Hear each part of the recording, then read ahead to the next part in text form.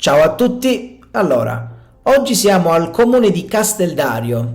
Questo comune sorge nella zona centro-orientale della provincia mantovana, al confine con i comuni di Vilimpenta, Roncoferraro, Bigarello e Sorgà, che è provincia di Verona. Noto anche per il piatto tipico il risotto alla pilota, che da pile risaie, che praticamente ha ottenuto la certificazione del piatto. Il paese della storia antica, diciamo che dal nome recente, 1867, deve la sua notorietà al suo più illustre cittadino di Casteldario, quindi il pilota Tazio Nuvolari. Infatti, Tazio Nuvolari è senza dubbio il castaldariese più noto e personaggio che gli abitanti di Casteldario reclamano come proprio per dare la giusta importanza al paese nel quale Tazio è nato. Infatti ha frequentato le scuole elementari, è vissuto per più di 20 anni ed ha anche trovato moglie, quindi praticamente, come si dice, moglie buoi dei paesi suoi. Un cartello all'inizio del paese specifica Casteldario, paese natale di Tazio Nuvolari. E infatti sulla strada statale 10 c'è tuttora la casa dove è nato il 16 novembre del 1892. Bene, e adesso parleremo del castello e rocca di Casteldario. Cosa c'è da dire per il castello? Diciamo che la prima notizia certa relativa all'esistenza delle fortificazioni castaldariesi risale al 1273. Questo diciamo quando i Bonacolsi acquisiscono la struttura dei Veronesi, Turrisendi.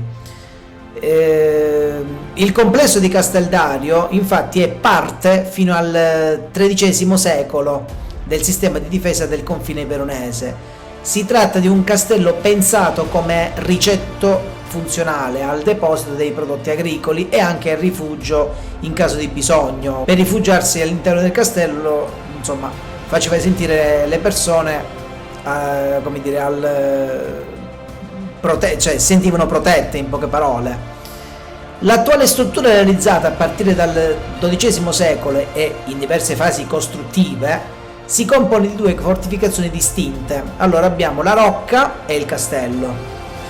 Poi diciamo che la parte più antica sorge in corrispondenza del mastio, che costituiva la parte centrale dell'originaria rocca, mentre come ampliamento di queste strutture diciamo che si realizza nella seconda metà del XIII secolo, che era il recinto con le 4 torri perimetrali.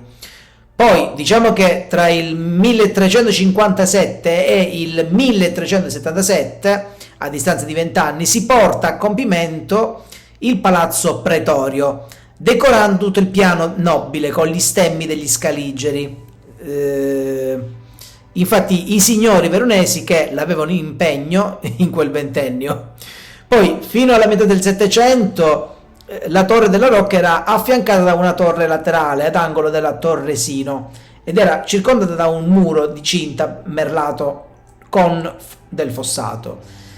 E diciamo che da un terrapieno e da un ponte levatoio verso l'interno del castello. Diciamo che a mezzo metro da terra una porta in ferro introduce nel locale del mastio, dove nel 1851 si ricavò la ghiacciaia comunale.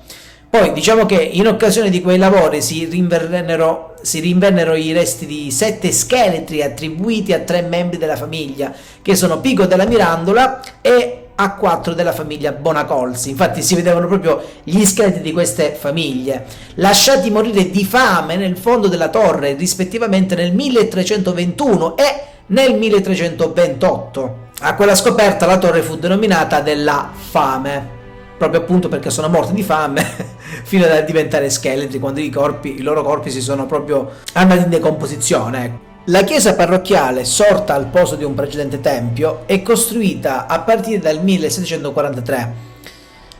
Nel 1758 è stata inaugurata ed è affiancata da un campanile edificato tra il 1767 e 73. La chiesa presenta una pianta centrale organizzata attorno al quadrato dell'aula, coronato da una volta a crociera. Ai lati si aprono gli archivolti delle 4 cappelle laterali, mentre lo spazio del presbiterio è chiuso da un'abside curvilinea a calotta liscia.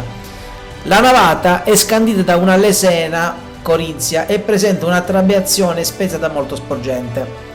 La facciata è bipartita, un basamento articolato da lesene prive di ordine. Sorregge 4 lesene corinzie con al centro una bucatura disegnata secondo lo schema della serliana.